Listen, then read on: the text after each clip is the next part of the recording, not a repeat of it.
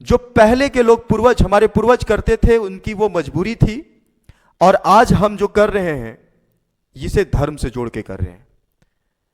जैसे आगे अभी सती प्रथा का बात आया है तो थोड़ा सा इस पर भी चर्चा कर ही लेते हैं। कभी ना कभी आप किसी मृत व्यक्ति की शव यात्रा में गए होंगे और देखे होंगे कि उनके लिए जो चिता बनाया जाता है, उस चिता में घी डाला जाता है, छोटा छोटा डब्बा घी डाला जाता है, और लोग इसको इस सोच के डालते हैं, ये सोच के डालते हैं कि भाई ये घी डालने से ना पुण्य होता है, आत्मा को शायद शांति मिलती है, जबकि ऐसा कुछ भी है नहीं।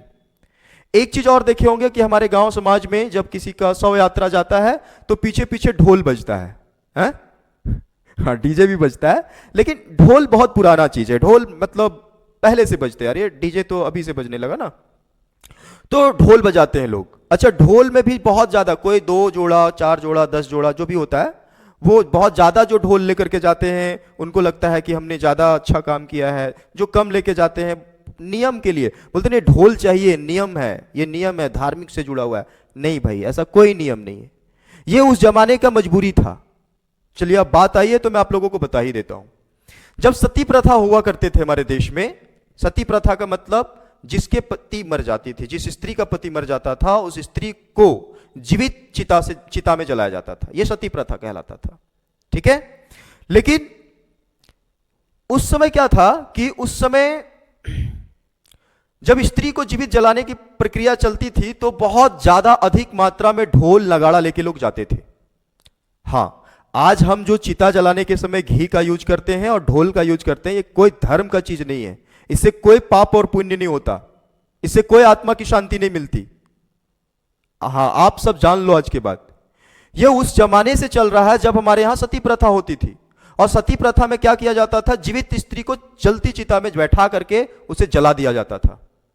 तो जिस चिता में जीवित स्त्री को बैठाया जाता था, उस चिता में आग लगाने से पहले बहुत अधिक मात्रा में घी डाला जाता था, बहुत अधिक मात्रा में घी डाला जाता था। जिससे होता क्या था कि जब आग लगती थी तो बहुत अधिक मात्रा में धुआं होता था, और जब अधिक मात्रा में धुआं होता था तो उस धुआं से वो जलती हुई स्त्री की तकलीफें छुप जाती थी, और बाहर खड़े लोग जो होते थे उनको दिखता नहीं था। ठीक है, और आपने एक चीज और नोटिस किया होगा कि जैसे ही हमारे समाज में चिता में आग देते हैं ना, तो अगल बगल में जो ढोल वाले लोग होते हैं उनको बोला जाता है ढोल बजाओ, ढोल बजाओ, और वो लोग ढोल बजाने लगते हैं। बहुत तरह तरह का थाली वाली क्या क्या होता है, बहुत ज्यादा बजाने लगते हैं।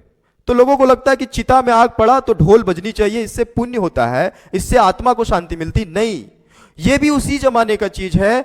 जब उस चिता में आग लगाई जाती थी तो एक जीवित स्त्री जब जलती थी ना तो बहुत चिल्लाती थी, और उसके चिल्लाहट को उसके परिजन लोग, उसके अपने लोग, घर वाले लोग, रिश्तेदार वाले ना सुन पाए, इसलिए उस समय ढोल और नगाड़े बजाए जाते थे, बहुत ज्यादा बजाए जाते थे।